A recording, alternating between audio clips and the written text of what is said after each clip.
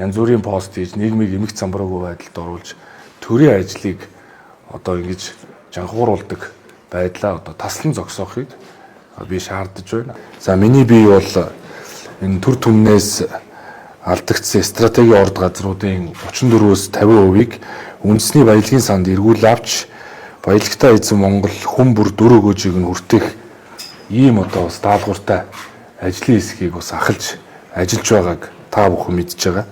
Тэгэхээр Монголын баялаг бол аль нэгэн намын өмч огт биш.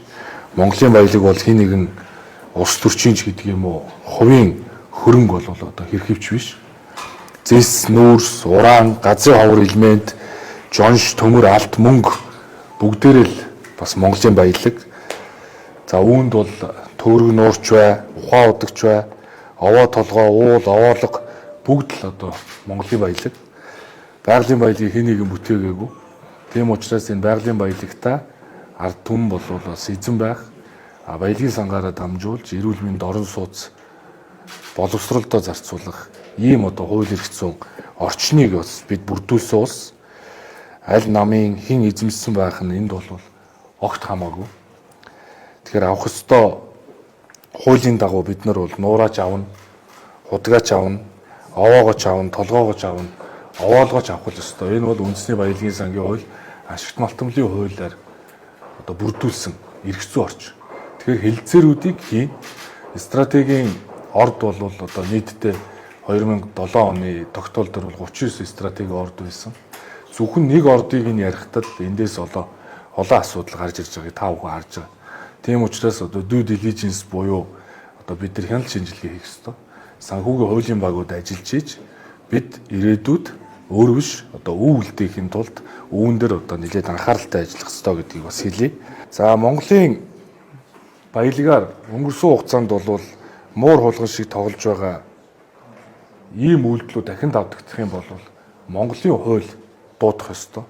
Үүн дээр бол ямар нэгэн одоо ялгуурлан гадуурхалт байх ёсгүй. Үндэсний баялагын сангийн хууль хэрэгжих ёстой гэдэг ийм байр суурьтай байгаагаа хэлье. Тийм учраас бид бол энэ баялагын сангийн хуулийг хэрэгжүүлэхэд бид нэлээд одоо шинжлэх ухаанч ухаалаг байдлаар бол хандах ёстой. Ард түмэндээ өв өгөөж биш өр шир авчихвал яах вэ гэдэг ийм аюул эрсдэл бол энэ ордуудын зөвхөн нэг орд дээр хийсэн санхүүгийн одоо шинжилгээнээс харагдаж байгаа. Жишээ нь орон сууцаар л та бүхэн одоо зүүрлээд авч үзэж болно. Өчтөчнөө эзэн солигдсон анхны эзэмшигч нь хогц зөвшөөрөөгүй байхад одоо зарцсан. Тэрийг нь бүх шатны шүүхэн баталчихсан.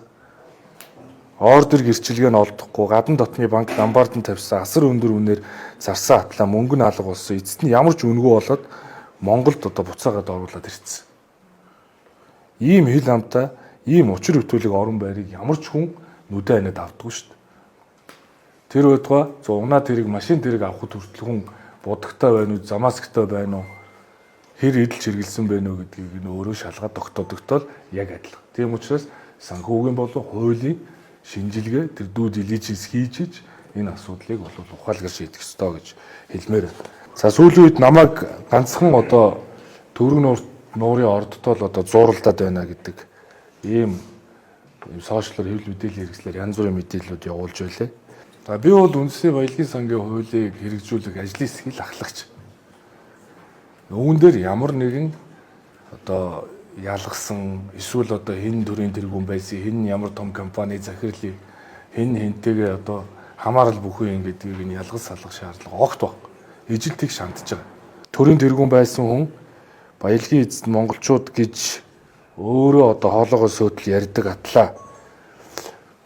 Нотлчул би 100% өгнөө гэж ард түмнийг тохуурсан. Тийм учраас өнгөрсөн хугацаанд санхүүгийн болон хуулийн багууд ажилсны үндсэн дээр баримтуудыг цуглуулсан. Ингээд баримтуудыг нэгтгээд хууль хяналтын байгууллагт бол та бүхэн хургуулсныг мэдж байгаа.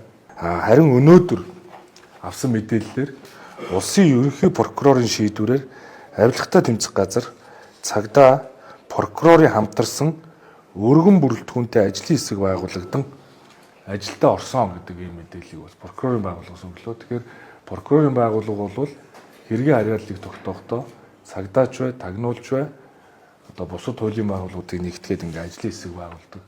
Энэ хүрээндээ улсын ерөнхий прокурор байгууллага хамтарсан ийм ажлын хэсэг байгуулсан байна гэдэг ийм мэдээллийг авсныг та бүхэн дуулгая. Мөнгө угаах, татвараас зайлсхийх, албан тушаалын байдлаа уруулан ашигласан зэрэг зүйл ангуудаар эрүүгийн эрг үүсгэх, мөрдөн шалгах ажиллагаа бол одоо ингээ эхэлж байгаа юм байна гэдэг хуулийн байгууллагын мэдээллийг авлаа.